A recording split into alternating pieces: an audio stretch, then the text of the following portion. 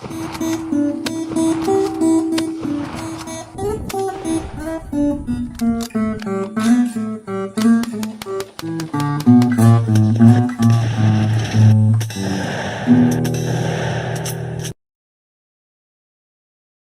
there, people of the internet. I am a military surplus collector, and I have a huge arsenal of all sorts of different military surplus firearms that I have shown off on this YouTube channel over the years, taken them out, shot them, and it's been a really good time. However, we all have to start somewhere, and I have made quite a few mistakes collecting old school military surplus firearms, and I figured I'd go ahead and talk about some of the mistakes I've made and some of the mistakes that I see other people make whenever it comes to becoming a military surplus collector, because there's a lot of people on the market right now who want to become collectors, and they don't really know how, and they're doing very stupid things, and it's really hurting the military surplus market community. So yeah, let's go ahead. Let's talk about some of the horrible things that I have seen whenever it comes to military surplus collectors and the mistakes that they make. But before we do that, if you like old military surplus firearms like this, subscribe to the channel because you are among the right crowd. And if you want to help me get out to a gun range to where I can shoot these old things, because we are not, well, I currently don't have access to a range right now, then down in the description you're going to find a bunch of links to like Patreon and Utreon, and I'm selling some t-shirts down there. Go pick one of those up to help the cause, or you can just donate directly through the t-shirt page. So the number one absolute, the most monstrous by far mistake that I see military surplus collectors making nowadays, and I use that term very loosely, military surplus collectors. People who buy a military surplus firearm is a military surplus collector, in, like, as far as this definition goes. But by far, by and large, the biggest mistake that I see people make is people going out and spending like way too much money on a firearm without actually knowing the value of the firearm. Like, hey, there's this SKS at this gun show or at this gun store or at this pawn shop, and they're only asking $650. And that's about what SKSs are normally going for nowadays, because there's people out there who decide to pay those crazy, absolute wild prices for one of these old military surplus firearms. Like this right here is a Russian SKS, and yeah, I see these regularly go for $650, and they're bought by people who don't know that they can go out and do some looking and get one of these for, you know, $350, $400 if you do some digging around or whatnot. Like, yeah, it's just people who decide to impulse buy, and they spend way too much money. And because people are spending that money and they're impulse buying these rifles because they're like, hey, look at that right there, I'll pay that. Who cares what it's actually worth and what, you know, it would normally cost? I'll pay that. And so everybody's charging those prices, and we see significant raises in the prices with these military surplus rifles. It's not just the SKS. I mean, hell, look at this one right here. This is such a great example. The Mosin, used like 10 years ago, used to be able to get these for like less than $100 a piece. And now you're seeing people wanting these for like $450, $500 for a standard Russian refurbishment Mosin Nagant. Like, it's absolutely insane the amount of money that people are wanting for these rifles, and the amount of money that people are actually spending for these rifles because they don't know how much these rifles are actually supposed to be worth.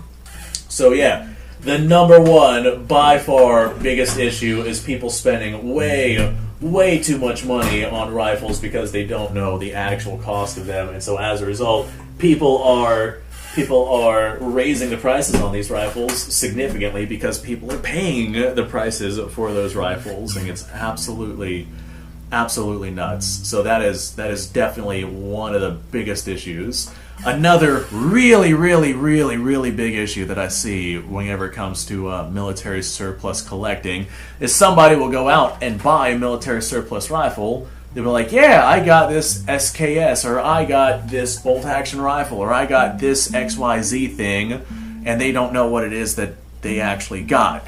Like, hey, I got this Mosin, like, actually all the time on my YouTube channel, go browse the comments, pick a video, go browse the comments. If it's a military surplus video, you'll probably find a comment like this.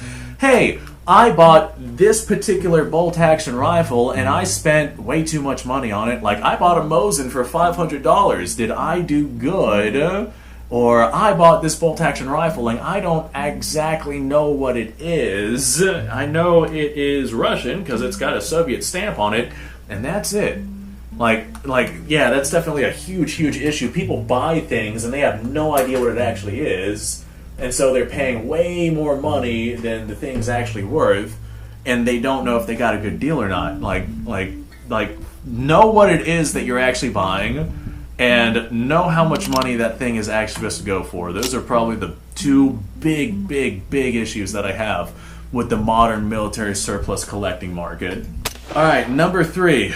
Another really big issue that I see with the modern military surplus collecting market is there's a lot of people out there who will decide not to get something because the ammunition is unavailable. And I can understand that to an extent, but if you're going to be shopping for military surplus firearms, then you're getting it specifically to get that military surplus firearm for the history and the providence, or is that the word I'm thinking of? Well, for the history of it anyway. You're getting it for the historical standpoint of having that particular military surplus rifle. If you want to go out and get yourself a rifle specifically just for shooting, then go out and get yourself something in a modern caliber. I mean, hell, go get yourself a Savage Axis or one of those Thompson center rifles or a Mossberg Patriot, some $300 rifle in a modern caliber. That right there will be your rifle. Don't go out and get yourself a military surplus rifle. But there's people out there who turn their noses up to military surplus firearms. The Mosin is not one of them because 7.62 by 54 rimmed is very predominant. But let's say 6.5 Carcano or Carcano, however it is that you want to pronounce that. Carcano. I get yelled at all the time for mispronouncing that. But 6.5 Carcano. That is a very hard cartridge to find. 7.35 Carcano, also hard. As a result, those rifles are very undesirable. Or there's the 8x50 Steyr rifles that are currently on the market that are selling for dirt cheap that nobody wants because the ammunition is difficult to get your hands on. Yeah, I mean, I can absolutely understand if you're, I can understand it to an extent.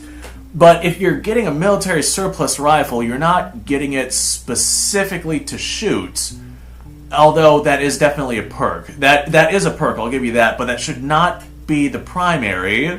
Like, I pick up plenty of military surplus firearms that I can't shoot because the ammunition hasn't existed for a century, and they're from a country that no longer exists, but I'm picking them up because that's a significant piece of history, and it's going to be a great addition to the collection. Not only that, but if you have enough rifles that are coming into the country, then somebody's going to start making ammo for them. Like, for example, 6.5 Carcano, however it is that you feel like pronouncing that, the amount of ammo that is currently being produced is significantly more, and it's significantly more available than it used to be some 5 years ago before we had this massive influx of these Italian rifles into the country. So the ammunition is getting made for people that want to shoot them, but you're not getting the rifle specifically to have something to shoot, not unless you're getting it at really, really dirt cheap prices and you just want a beater gun. You're getting it for the historical significance, and that's the whole point of having a military surplus collection. I didn't get this Russian SKS, so I had something to shoot 7.62 by 39. If I wanted to do that, I'd just go pick myself up an AK, because it is a significantly better option than something like the SKS. I got the SKS because I enjoy the historical significance behind that particular platform. Okay, another really big issue that I see in the military surplus collecting community. People will get a military surplus rifle like this, a previous generation firearm, and they will tell me that it is just as good as the things that are existing nowadays. Now, in terms of quality, this right here is actually dramatically better than the quality of a lot of your modern firearms that are on the market. But in terms of capability, absolutely not. No way, Jose. A lot of people will tell me that something like this is good because it's a full power cartridge and it's bolt action, so it's going to be very accurate. Most of your military surplus firearms have like a 3 MOA to 5 MOA accuracy. Take them out and shoot them. Occasionally you'll find one that has better than that, but for the most part it's 3 to 5 MOA. They're not accurate firearms, and they're they're just not. Getting yourself a modern bolt-action rifle, if you want accuracy, is going to be a much better option than getting yourself a military surplus firearm. Like just the practicality purposes of modern guns and the capabilities of those modern guns are dramatically better than the military surplus firearms that people are saying can still stack up in a modern-day context. Now, just because you can take pot shots at somebody and sneak around and whatnot with something like this does not make it better than the modern counterpart. I'm not saying that you can't do something good with this.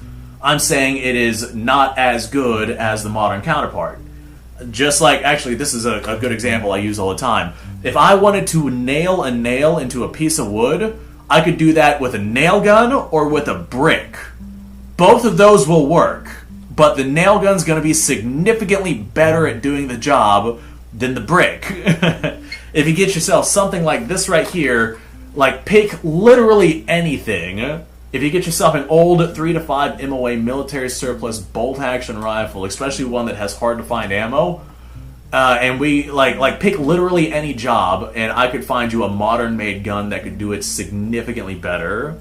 Throw on some modern optics onto that thing, or get yourself like literally pick anything. I could pick a self-loading rifle, a modern self-loading rifle. I just they're not what people make them out to be. Just because you went out and bought yourself a Mosin does not mean that you're prepared to take on every sort of situation. And I see that all the time on the military surplus community. Just because the rifle can do it does not make it optimal.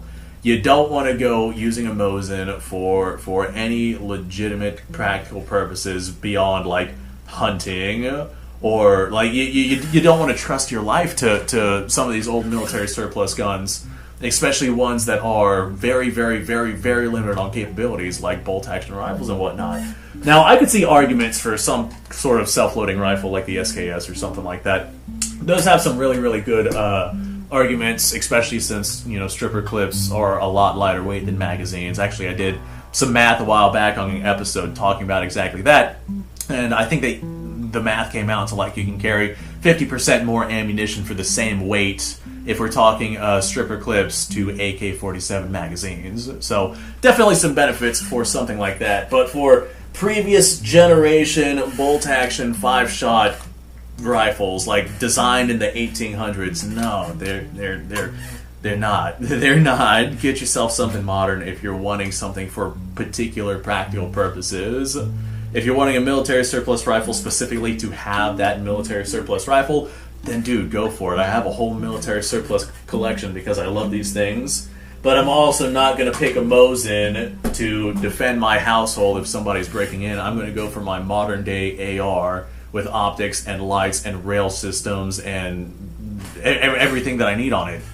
So I think that those right there are probably the biggest issues that I see on the military surplus collecting community. There's plenty others out there. I could probably make like another 3 or 4 videos just talking about all of these different things. But this right here is where I'm going to go ahead and draw the line for this video, because this video is getting kind of long. So I'm going to say, thanks for watching. Appreciate your time. Like, subscribe, share. Description below has a link to all sorts of stuff. Go check it out. You guys go off, have yourself a fantastic day, and I will see you guys on the next episode.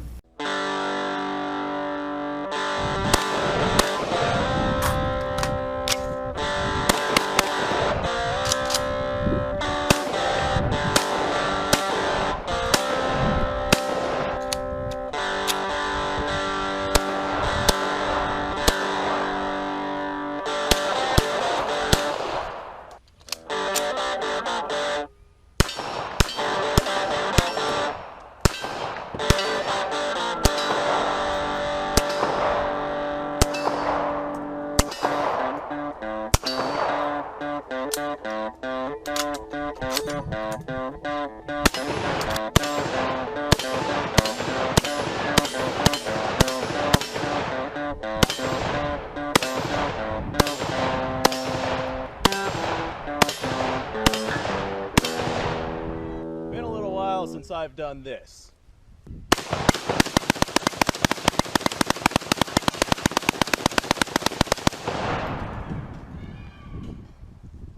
Bonnie and Clyde be damned.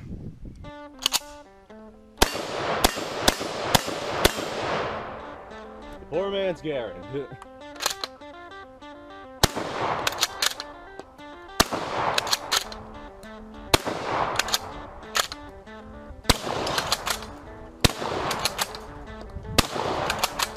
It's a shame that bolt-action shotguns aren't more mainstream.